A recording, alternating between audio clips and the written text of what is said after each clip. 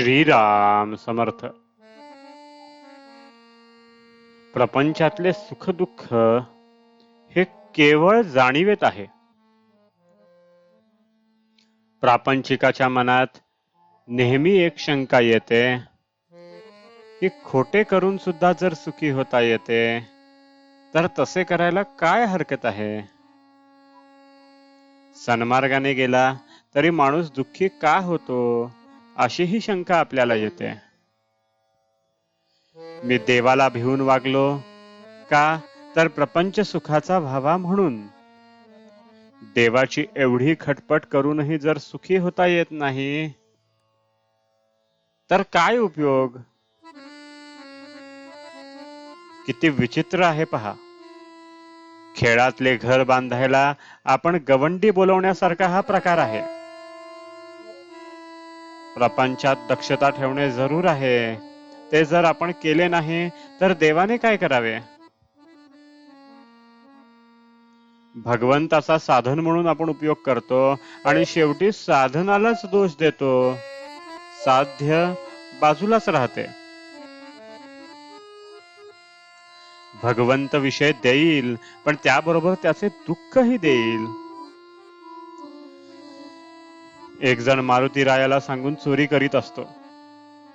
तो एकदा पकडला गेला आणि त्याला शिक्षाही झाली, तेव्हा तीही मारुतीच्या संमतीनेच झाली, असे नाही का. मी कोण हे जोवर आपण ओळखत नाही तोवर वैभवाच्या शिखरावर जरी गेलो तरी आपल्याला समाधान मिळणार नाही. ज्याच्यापासून प्रपंच झाला त्याला ओळखता आले पाहिजे. देहच सत्य नाही तर त्यावर उभारलेली इमारत कुठून सत्य असणार. ठिगळे लावून आपण प्रपंच करतो, मग त्यात कमतरता आल्याशिवाय नाही राहत. कोळसा उगाळून पांढरा रंग मिळेल हे म्हणणे जसे वेडेपणाचे आहे तसे प्रपंचात सुख मिळवेन हे म्हणणे आहे. सुख दुःख हे जाणीवेत आहे. आपल्याला मिळायचे तेवढेच मिळते, पण आपले हवे नको पण म्हणजे आपली वासना गेली की सुख दुःख राहत नाही. वासना मारायला भगवंताचे अधिष्ठान हाच एक उपाय आहे.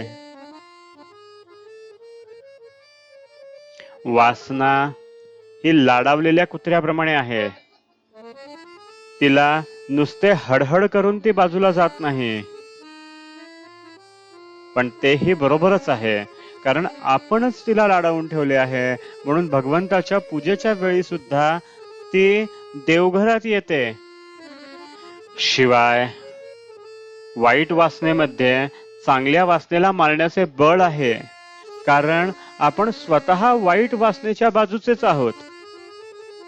वासना ही कोणत्याही उपायांनी तृप्त होण्यासारखी नसून आपण जर भगवंताजवळ वास ठेवला तरच ती नष्ट होते.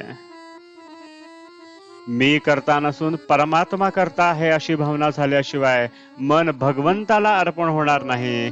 ते अर्पण झाल्याशिवाय फळाची अपेक्षा सुटणार नाही आणि फळाची अपेक्षा सुटल्याशिवाय जीवाला शांती मिळणार नाही. आजचे बोधवचन. वासना म्हणजे देवाच्या विरुद्ध असलेली आपली इच्छा. जानकी जीवन स्मरण. जय जय राम.